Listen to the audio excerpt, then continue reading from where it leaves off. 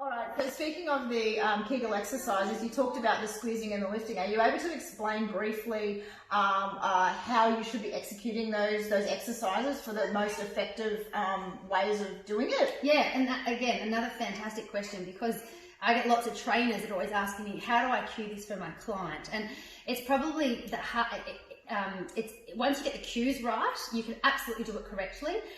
It's just making sure that, again, going back to the question earlier, that if you are not getting improvement, go and see somebody.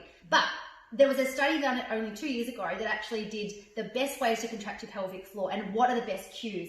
We always thought that the squeezing urethral or squeezing that you're trying to stop the flow of wee was actually the best cue to give. In fact, it's, for most women, because we have never thought of that pre-birth, it's actually holding wind. So the number one cue if you want to start doing pelvic floor is try and hold wind in and then pull your back passage towards your urethra. So you want to get that lift. So for all my clients, I'm saying to them, squeeze like you're trying to close your vagina closed and lift it up like it's lifting up to your belly button. So with that first cue I said, it's like squeezing like you're trying to hold in wind and lift it up towards your pubic bone at the front. So you're getting that squeeze and that lift.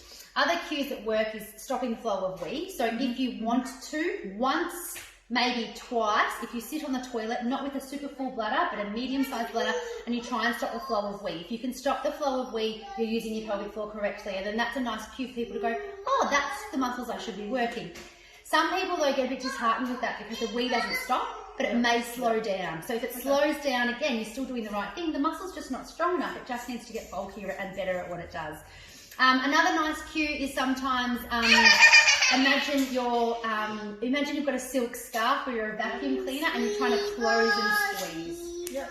So it's all about this squeeze and this lift. So as long as you're getting a squeeze and lift, and that's what we do as pelvic floor physios. We're checking that you can squeeze it, that your squeezes work, and we're checking that your lifters work. Because if one's working, the other's not working, you might be more prone to prolapse or more prone to incontinence. So it's just making sure they both work.